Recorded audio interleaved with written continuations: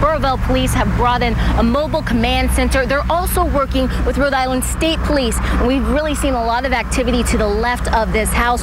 We could see more before they put up that blue tarp. Just take a look behind me. You can see that state police are blocking off part of the roadway. At the other entrance, Warwick Police are doing the same as a joint terrorism task force searches a home connected to this terrorism plot. There's still lots of snow on the ground, and that is because those streets, well, those are the second priority for the different crews that have been out on the roads all day yesterday and for part of this morning. Good morning, I'm Sierra Putman in for Mario Hilario. Thanks for joining us on this Saturday morning, and it looks like it's going to be a good one. He was arrested in Dorchester, then questioned by police in Woonsocket. If you're going to use it, just stop before picking up the phone. Better yet, while you're driving, they say don't keep it close at hand. Instead, throw it in the back seat. New on Sunrise, a Cape Cod man is accused of assaulting a teen girl in a cemetery. Police say the crime happened after the two met online.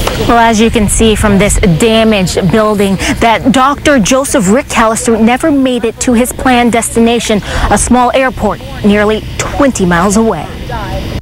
These are some of Dr. Joseph Rick Callister's final words. And this is Flight 626 Delta. Is there an emergency at this time? He was flying his wife Betty and daughter Nicole. Despite the danger, you can hear Dr. Callister is calm. You'd expect nothing less of the head of a Tennessee emergency room. I mean, we have engine problems. So we're not doing jack. We had a real bad vibration. We're losing engines. We now know Dr. Callister eventually crashed into this Plainville home, about 20 miles from their planned destination at Norwood Memorial Airport. Flight Level Aviation, the FBO here in Norwood, tells NBC 10 the pilot called ahead saying he wanted to leave his plane here for a couple of days. He was originally flying out of Tennessee. A family friend tells NBC 10 the Callisters were heading to Boston, flying 18-year-old Nicole to orientation at Northeastern University. You see a loving family in the Callister women's Facebook pictures. Dr. Callister was the emergency room director at Star Regional Medical Center's Athens campus. Betty Callister was also in healthcare, according to her Facebook page, a surgery scheduler and yoga instructor. And I also learned Dr. Callister was borrowing this plane. It actually belongs to another doctor, also from Tennessee. Reporting live in Plainville, Sierra Putman, NBC 10 News. The story is only on 10. A Texas man helps find his missing daughter in Rhode Island. A local man is accused of luring her here and putting her to work as a prostitute. Tonight, he's under arrest, and only NBC 10's Sierra Putman spoke with the alleged victim's father. Sierra, he helped police solve this case. That's exactly correct, Patrice. Now, this father flew all the way from Texas right here to Rhode Island to help police save and find his daughter and get her out of the dark, seedy world of sex trafficking.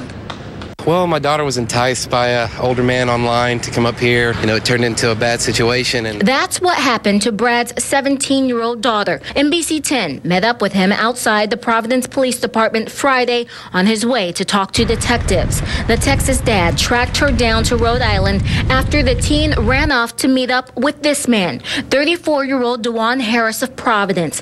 Harris spent months trying to lure the teen via the internet. Fearing the worst, Brad started a GoFundMe account and raised more than $1,000. And I just felt like I needed to be diligent. I had the backing of everyone at home. They said, whatever it takes, bring her home. So that's what I did. Brad and police used the teen's ATM card records to help track her. By doing that, they realized she had visited a McDonald's and a Family Dollar store on Broad Street. He tried texting her in hopes of learning the location. The texts were actually coming from the suspect, but I think the goal was to make me feel at ease that she was okay. But I knew in my heart that everything wasn't okay. After 5 days of searching, he and Providence police found the teen held against her will in a city apartment. She told police Harris took her phone and the battery. The police report says Harris told her she, quote, shouldn't still be breathing for trying to text her father. It was here on Monty Street where the sex trafficking took place. The teen told police that Harris Harris posted her pictures on Backpage.com and then had Johns meet them at an apartment not far from here. Brad's just glad he found her.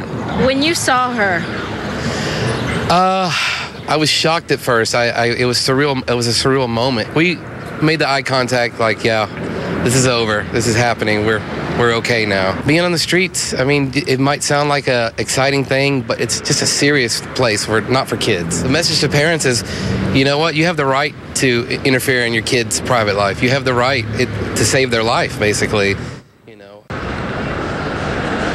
And according to the police report, Harris had hoped to make more than $4,000 by using the teen. Now, her father tells me he's just excited that they're going home and that she's safe, but he says they have a lot of talking and a lot of counseling ahead of them. Reporting live in Providence, Sierra Putman, NBC 10 News. Only on 10 tonight, we are learning more about a cookie that sent several Providence students to the hospital. Turns out it was laced with pot, and several were passed out by a student at the Juanita Sanchez Educational Complex. Well, now several girls have been suspended, but one local guardian says not all of those kids knew what they were eating. NBC 10 Sierra Putman spoke with her exclusively. Tuesday morning around 9:30 in the morning, I got a call from the school nurse that Azaria ate a cookie and wasn't feeling well.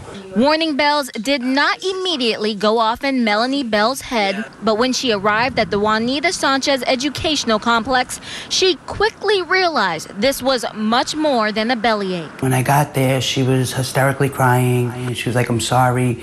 I ate a cookie." 17-year-old Azaria Randall was taken to Hasbro Children's Hospital with 3 other girls. I was scared to death. I was even more scared for her because she was scared, telling me, tell my family I loved them. The school department sent NBC 10 this statement, which says in part, the girls, quote, admitted to consuming cookies suspected of having contained a controlled substance. The cookies we're talking about could look like any homemade chocolate chip cookie that you would make yourself, possibly even look like this, but it turns out they were laced with cannabis. Bell's relief didn't last. Azaria and the other girls were suspended for 3 days. The district has a no tolerance policy. Police were notified and there will be a student affairs hearing. I feel that the suspension, I don't think is right, and now it's going to be on her school record, so when she applies for her colleges this year and into next year, it's a blemished record. She had no idea there was anything in the cookie. Azaria says she got a piece of the cookie from a friend, not the student who brought the pot-laced munchies to school.